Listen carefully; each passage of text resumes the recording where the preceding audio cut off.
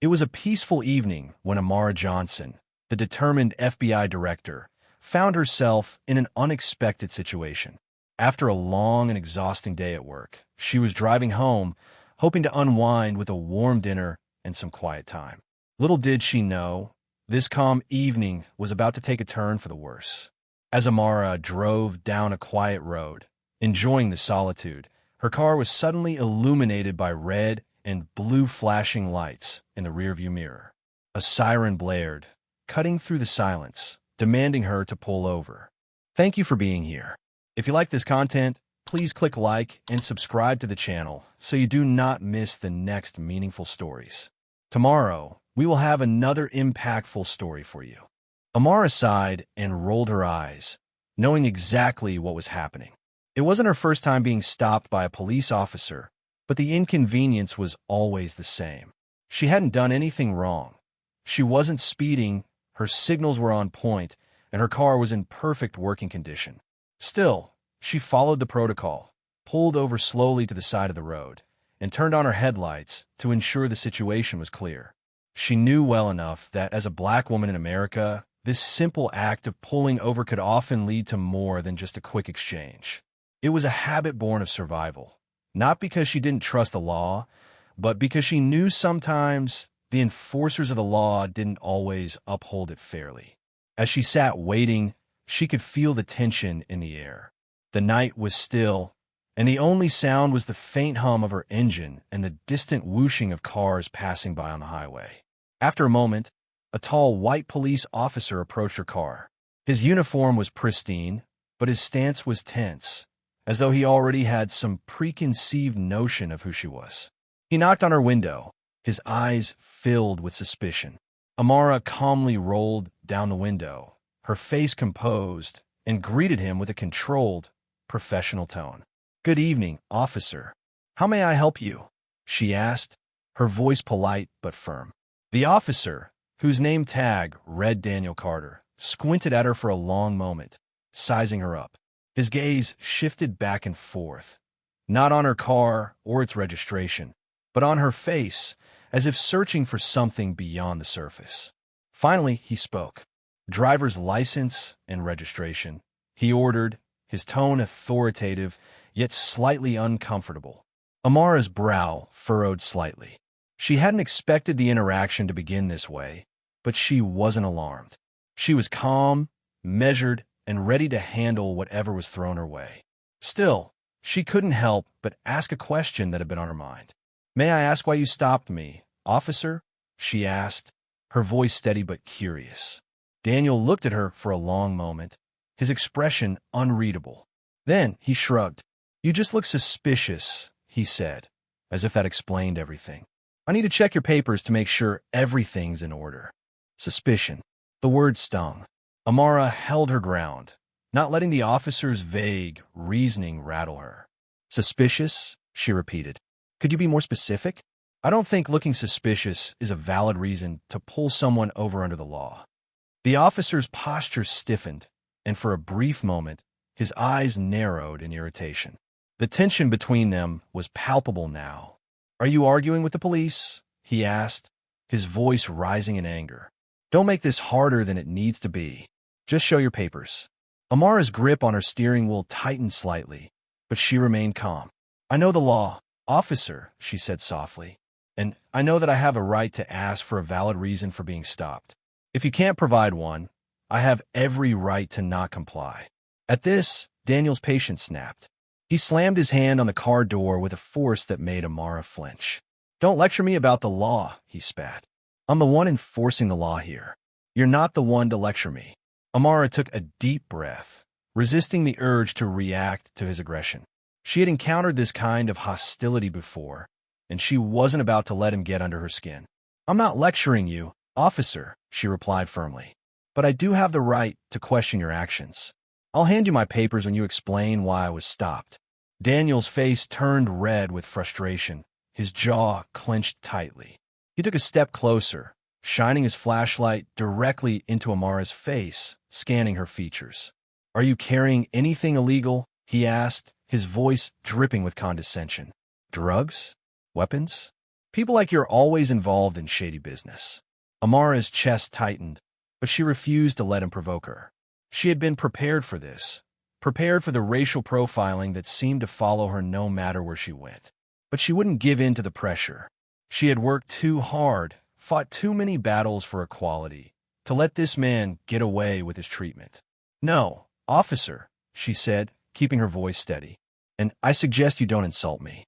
I don't have any illegal substances, weapons, or anything that would warrant suspicion.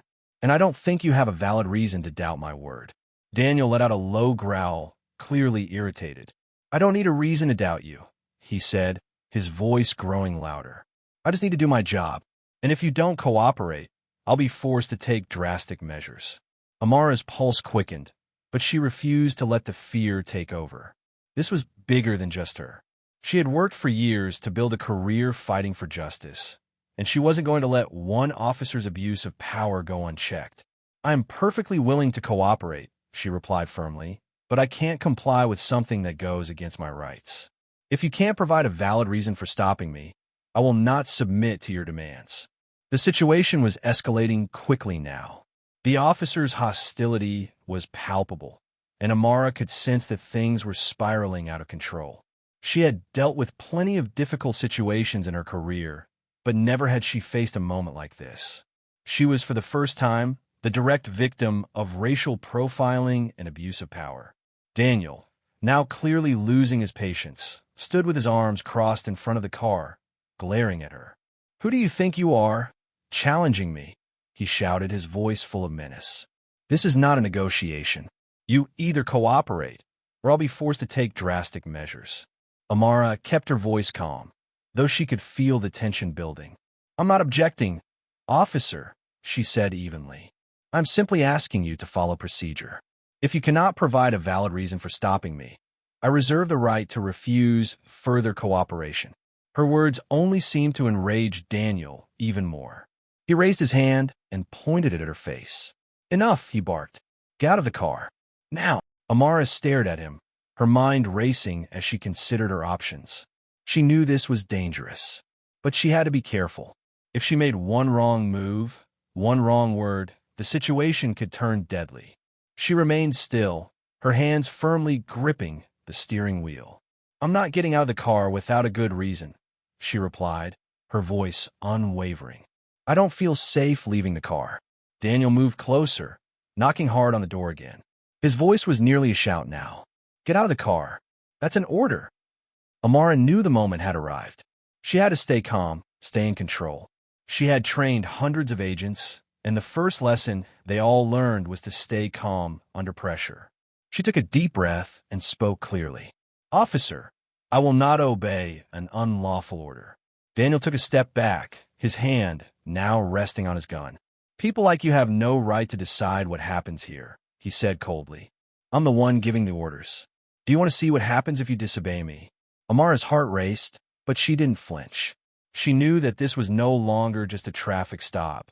It was a direct confrontation, one that could have devastating consequences. But she couldn't back down now. "Officer, I am recording this entire incident," she said calmly, pointing to the phone mounted on the dashboard. "Your every move is being recorded, and I will use it as evidence if this situation goes too far." Daniel smirked, not lowering his gun. "Do you think I'm afraid of cameras?" he taunted. "What could someone like you do? Remember, I'm the one in control here." With that, he pulled his gun from its holster and pointed it straight at Amara through the window. "Now get out of the car," he shouted, his voice shaking with fury. The tension in the air was suffocating. Amara remained motionless, her hands on the wheel, her eyes locked on Daniel. She knew any movement, any wrong word, could escalate things further. "You are breaking the law, officer," she said, her voice surprisingly calm. "I demand that you drop your weapon immediately. This is an overreach of authority." Daniel sneered, not lowering his gun. "Don't try to be clever, girl," he said. "I told you, this isn't a negotiation. If you don't listen, I will be forced to use force." Amara understood that the situation had spiraled out of control. This wasn't just an abuse of power. It was a blatant display of racial prejudice and hatred. She knew this was her moment to act, and she needed to do it carefully. Slowly, She reached for the phone on the dashboard, ensuring Daniel saw her every movement. "I'm going to call your superior, the sheriff. I'm going to report this entire incident." Daniel looked confused, but the gun in his hand didn't lower.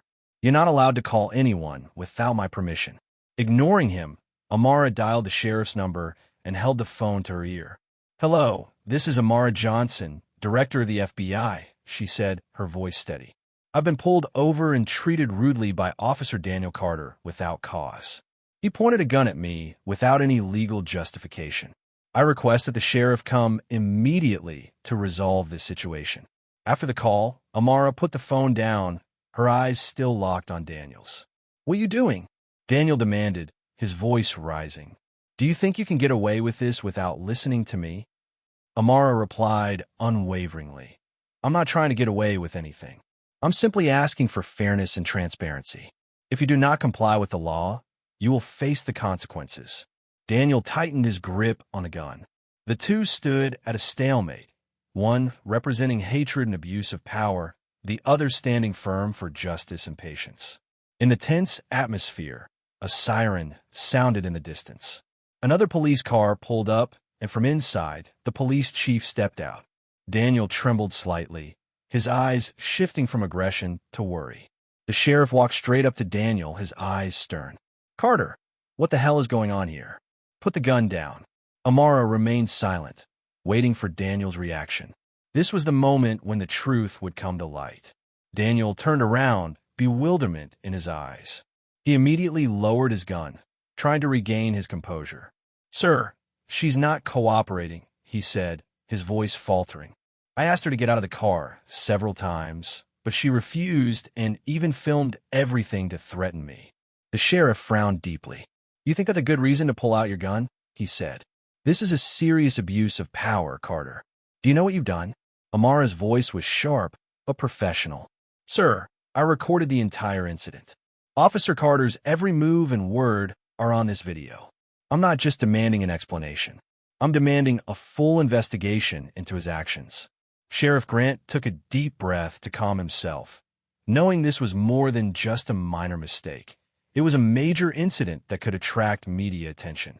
He turned to Daniel. "Give me your gun." Daniel had no choice but to surrender it. The sheriff examined the weapon briefly, then placed it in his pocket. He turned back to Amara. "Miss Johnson, would you please step out of the car?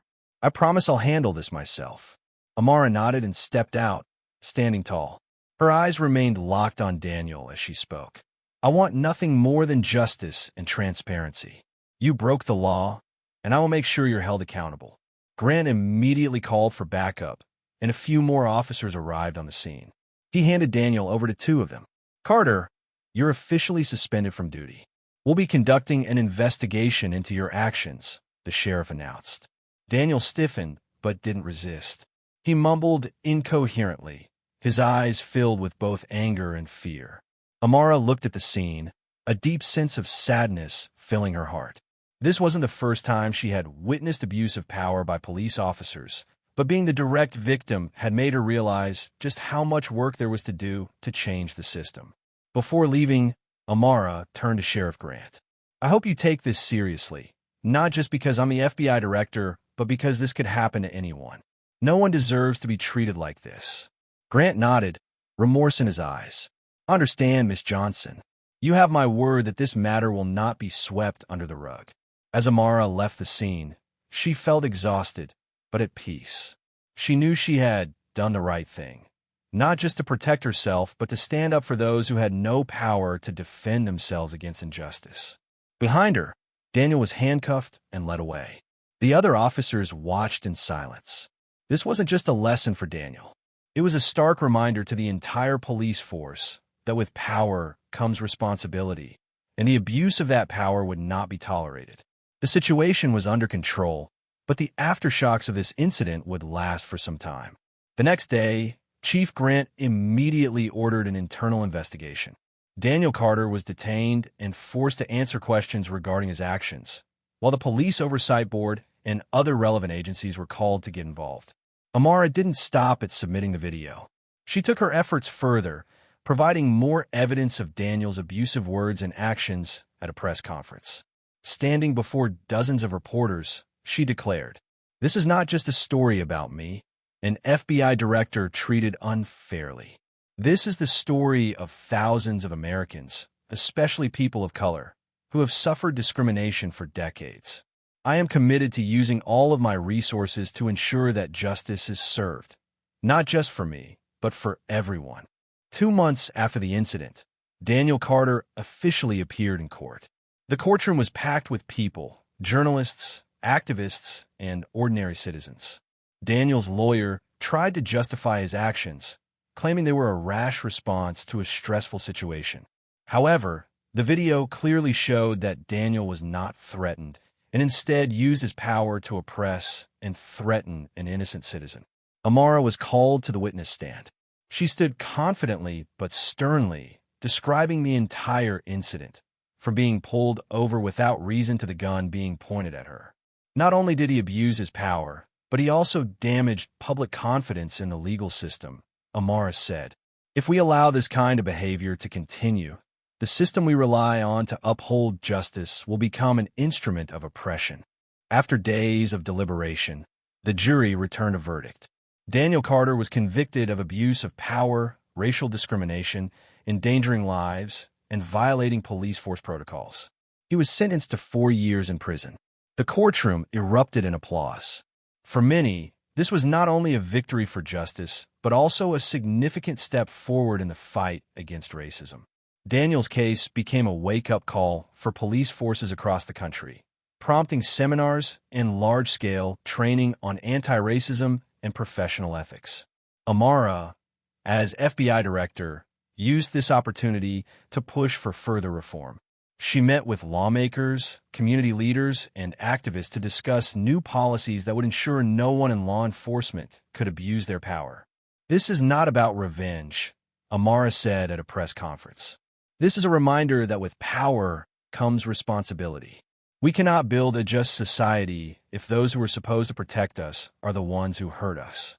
The lesson we can learn is that the abuse of power within the justice system not only leads to serious consequences, but also erodes public trust in the legal system. However, Amara Johnson has shown us that sometimes an individual can stand up to injustice, unafraid, and defend the important values of justice and equality. This demonstrates that in any situation, resilience and determination are the keys to making a change, and we must strive to build a fairer society for everyone. Thank you for taking the time to listen to this story. If you like this content, please click like and subscribe to the channel so you don't miss the next meaningful stories. Tomorrow, we will have another impactful story for you.